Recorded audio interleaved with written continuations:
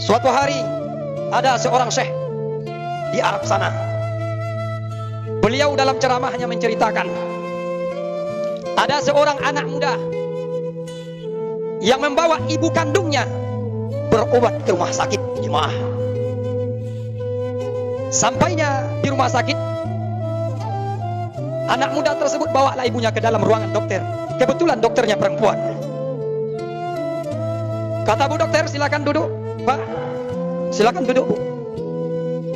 Anaknya duduk, tapi ibunya tak mau duduk. Jemaah, seluruh yang ada di meja dokter, pena dicampakkan, buku dipelantingkan, semua diserahkan, alas meja dirobek-robek, anaknya digigit, jilbabnya ditanggalkan, anaknya pun pakaikan jilbabnya terus, anaknya digigit. Dokter heran dan bertanya, wahai anak muda, ini siapa? Kata anak muda, ini adalah ibu kandungku, dokter. Ini ibu kandungku. Sejak kapan dia seperti ini? Sejak lahir, dokter, sampai hari ini. Kok bisa engkau ada? Gimana ceritanya? Ya, kakek saya dulu, bu dokter, nikahkan ibu saya dengan seorang laki-laki yang kurang bertanggung jawab. Saya lahir ke dunia, dia tinggalkan saya beserta ibu saya.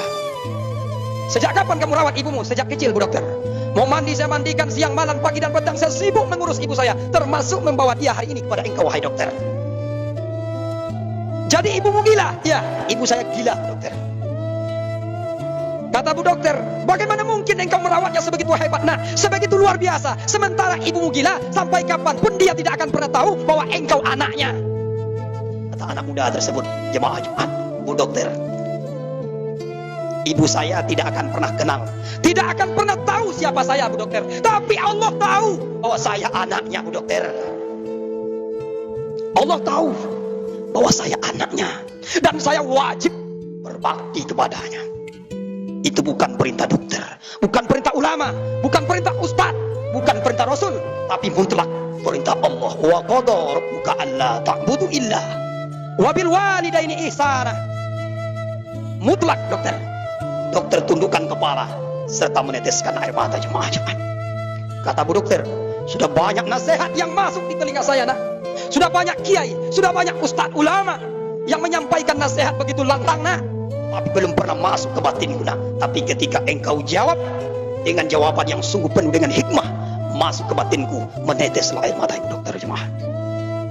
Ibunya gila, tapi penuh bakti kepada ibunya. Jemaah sekalian yang dimuliakan Allah, waktu yang sangat singkat ini paling tidak bisa kita ambil iktibar dari cerita seorang pemuda kenyataan ini. Ibu kita mungkin tidak gila, jemaah. Ibu kita tidak gila, tapi kadang-kadang mungkin ngomong berulang-ulang kita seorang anak di hari tuanya seorang ayah, dia akan bertanya terus, nah, engkau sehat, nak? Nah, bagaimana keadaan ekonomimu, nak? Bagaimana rumah tanggamu, nak? Bagaimana anak cucuku, nak? Dia akan nyinyir dalam pertanyaan itu, jemaah. Dan dia tidak akan pernah bosan menanyakan keadaan kita. Tapi kadang-kadang anak yang sudah mulai mewah ekonominya, sudah mulai meningkat prestasi statusnya di kantornya, di tempat kerjanya, menengok orang tua jarang, melihat, memperhatikan, memeluk tubuhnya yang sudah mulai rapuh, tangannya yang sudah mulai berkeriput, tapi sulit kita sentuh, jemaah. Kita ada di dunia ini bukan karena pejabat, bukan karena ustadz, tapi berkat perjuangan seorang ibu yang tegar di tengah meregang, di tengah kesakitannya. Satu langkah kaki di akhirat, satu langkah di dunia. Perjuangan, perasan keringat, cucuran darah. Yang penting kita lahir di dunia, jemaah. Kalau seandainya ibu dokter di saat kita lahir seluruhnya sama, bu dokter tanya, bu, kalau seandainya ibu selamat, anak ibu mati, bu. Tapi kalau anak ibu selamat, ibu mati. Seorang ibu yang mulia yang kita cintai itu, pasti dia jawab, biar saya mati, bu dokter, yang penting anak saya selamat. Biarlah saya tidak makan, yang penting anak saya kenyang, bu dokter. Biarlah saya tidak pakai baju baru, yang penting anak saya pakai baju baru. Biarlah hidup banting tulang perasan keringat siang malam pagi dan petang, tidur tak nyenyak, istirahat tak nyaman, yang penting anak saya sekolah, yang penting anak saya pendidikan, biar tidak malu mencemehkan oleh kawannya. Tapi hari ini kita sudah pendidikan, hari ini kita sudah tegar, sudah berdiri tempat injak kita sendiri. Lupakah kita di tetesan keringatnya sampai hari ini, sampai dunia kiamat, jemaah Jumat? Kalau seorang ibu dan ayah sudah tinggalkan kita sampai ke tepi langit manapun, tidak ada ibu, tidak ada perempuan dimanapun seperti ibu kandung kita itu. Sepakat hati kita ketika ibu disebut, itulah yang sedang mengalir darah yang sangat keras dalam tubuh seorang anak yang belum berbakti kepada orang tuanya. Jemaah Jumat yang dimuliakan Allah Subhanahu wa taala. Kalau seandainya kita sebagai orang tua hari ini sudah menjadi orang tua, mungkin gagal berbakti sepenuhnya kepada orang tua kita dulu, tapi jangan sampai gagal kita mendidik anak yang gagal pula berbakti kepada kita sebagai orang tuanya. Tunjuk hari ini anak saya yang soleh, yang akan memandikan saya Pak Ustadz, yang akan memakaikan pakaian terakhir kain kafan namanya, yang akan menjadi imam dalam sholat saya, yang akan meletakkan kening saya di liang lahat nanti. Ini anak saya. Ini 4 harapan orang tua di hadapan Allah kepada anaknya. Karena dulu seorang ibu mandikan kita tak cukup 1 tahun, 5 tahun orang tua mandikan kita jemaah Jumat, mungkin lebih sampai 7 sampai 10 tahun. Tangan mereka yang menyentuh dengan penuh kasih dan sayang dan kelembutan itu mandikan kita sampai bersih. Satu kali diharapkan, tolong mandikan ibu nak, tolong mandikan ibu nak untuk yang terakhir nak. Ketika badan ibu terbaring kaku, tangan tidak berdaya, hati pun sudah mati nak, mulut sudah terkunci, tangan engkau yang akan menyentuh ibu nak. Setelah selesai pemandian itu, engkau nak yang akan memakaikan kain kafan ayah, kain kafan ibu nak, karena pakaianmu dulu pernah ayah pakaikan, pernah ibu pakaikan sampai 7 tahun nak.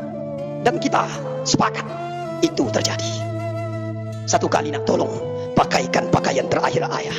Ketika ayah sudah diam 1000 bahasa nak, ayah tidak bisa bergerak, kaki tidak bisa berlangkah, tangan tidak bisa diayunkan, lidah sudah membisu nak, otak tidak berfungsi, hati pun sudah dikunci mati Allah.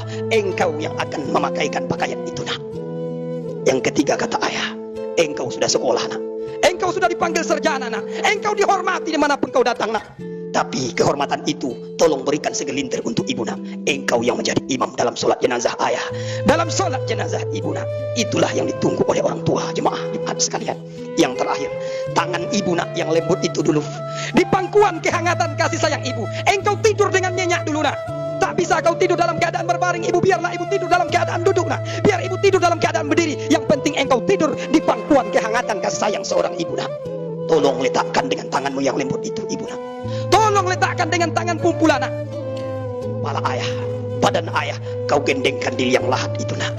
Maka itulah harapan seorang orang tua. Jangan sampai sunyi di tengah keramaian, anak banyak, cucu menantu banyak, tapi ketika meregang di tengah sakaratul maut, semuanya hanya mengeluarkan tangis terisak. Tidak ada satupun yang mampu mengucapkan la ilaha illallah. Kata anak, masuk saya itu sampai di telinga ayah. Mudahlah telinga merespon, cepat ringan lidah untuk berkomat kami mengucapkan la ilaha illallah, karena yang mengucapkan darah daging kita sendiri. Kesimpulannya, mari kita tentukan hari ini. Jangan bilang terlambat, tidak ada kata terlambat. Sebelum nyawa sampai tenggorokan, tegaskan nasihat kepada anak. Engkau nak menjadi anak soleh, engkau menjadi anak soleha yang akan menunaikan perlu yang 4 itu. Faktabir ya ulil absar la'allakum turhamun.